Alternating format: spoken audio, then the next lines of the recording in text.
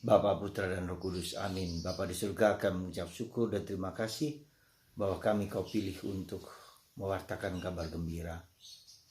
Dimanapun, kapanpun, di sekitar kami, atau di tempat manapun.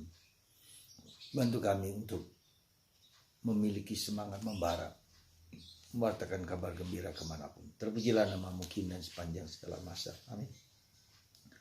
Para saudara, hari ini bacaan Injil bicara tentang syarat-syarat untuk mengikuti Yesus. Dan syarat itu bukanlah syarat yang mudah, tetapi syarat yang penting, di mana kita tidak boleh bersandar kepada segala sesuatu yang bukan Yesus, yang bukan Allah. Syarat pertama adalah bahwa Yesus mengatakan ketika kita mengikuti Yesus, saya tidak punya tempat untuk meletakkan kepalaku. Jadi bisa dibayangkan Yesus, serigala pun punya liang, tapi aku tidak. Menempatkan kepalaku pun aku tidak punya. Dan Yesus belusuan kemana-mana, tidak punya tempat. Dan ini mengandaikan kepada kita bahwa kita harus lepas bebas terhadap harta, terhadap benda, terhadap rumah, terhadap segala sesuatu, sarana apapun, hanya sekedar sarana, bukan tujuan. Yang kedua, Yesus meminta supaya mengikuti dia, meskipun orang harus menguburkan, kewajiban menguburkan orang mati, yang bagi orang Yahudi merupakan suatu kesalehan, tindak kesalehan menguburkan orang mati. Dan Yesus mengatakan biarkan orang mati menguburkan orang mati. Betapa mendesaknya mewartakan kabar gembira. Ya, itu perintah Yesus. Betapa pentingnya, meskipun kita harus menguburkan orang mati. Dan yang ketiga, dikatakan di sini bahwa kita harus pamitan dengan keluarga ketika mengikuti Yesus. Sekali lagi, hubungan darah bagi Yesus bukanlah segala-galanya. Kita tidak perlu pamitan, tidak perlu melihat ke belakang, tetapi melihat ke depan, panggilan ke depan. Nah, di sini kita mau ditunjukkan oleh Yesus bahwa sekali lagi karya keselamatan Allah diwartakan itu merupakan sesuatu yang mendesak, sesuatu yang penting, sesuatu yang mendasar. Supaya orang tahu bahwa Yesus juru selamat, bahwa Yesus segala-galanya, Yesus center, pusat dari segala sesuatu yang harus kita bagikan bagi orang. Supaya orang tahu ini loh, yang menyelamatkan kita, yang membebaskan kita, yang membuat kita sampai kembali kepada Bapa, yang membuat kita sampai kepada surga, yang membuat hidup kita bahagia, damai, tentram hanya dalam Yesus. Sebegitu penting dan sebegitu mendesaknya. Dan itu secara radikal ditunjukkan oleh orang kudus yang hari ini kita rayakan, Santo Fransiskus Assisi.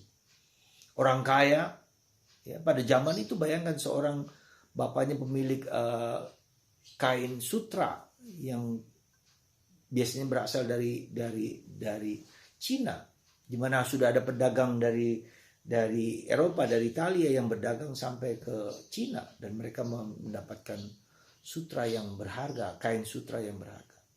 Dijual barang-barang itu untuk mengikuti Yesus.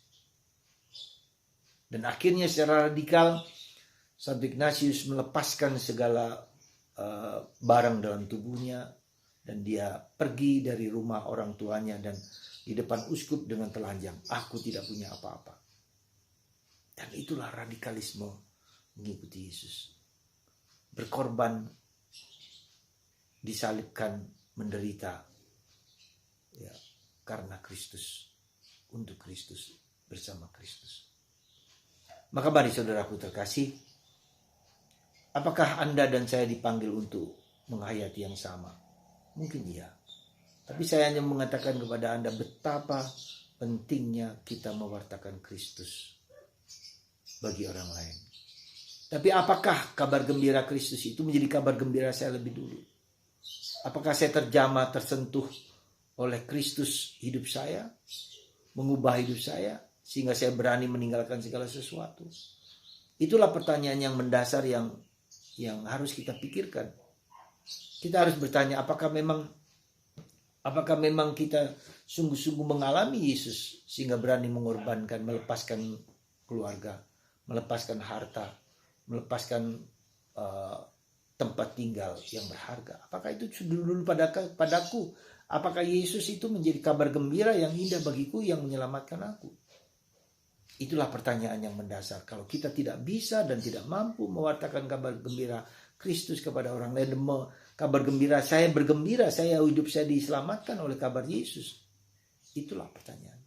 Ketika itu belum terjadi, maka hampir tidak mungkin orang berani melepaskan segala sesuatu. Ya, kemarin ada seorang ketua lingkungan dari suatu stasi yang ya jumlah kakaknya tidak banyak, hanya 10. Tetapi yang datang itu nggak sampai 3, 4, atau 5, atau 6, 10 orang. Ya, hanya keluarga itu saja. Mereka diajak terus-menerus menjadi sulit karena kerja ini, karena kerja itu, karena kerja itu, dan seterusnya, dan seterusnya. Ada berbagai macam alasan. Saudara, mari kita berani mengorbankan segala sesuatu demi kabar gembira karya keselamatan. Pergilah ke seluruh dunia, wartakanlah Injil. Semoga Anda dan saya tersentuh, terjamah oleh kabar kegembiraan yang Tuhan minta pada saya. Kita bagikan kepada orang lain. Kita nyatakan kepada orang lain. Kristus Juru Selamat, penebus kita satu-satunya. Semoga kita menjadi seperti Santo Fransiskus Assisi dalam hidup kita. Tuhan memberkati Anda semua, Bapa, Putra, dan Roh Kudus.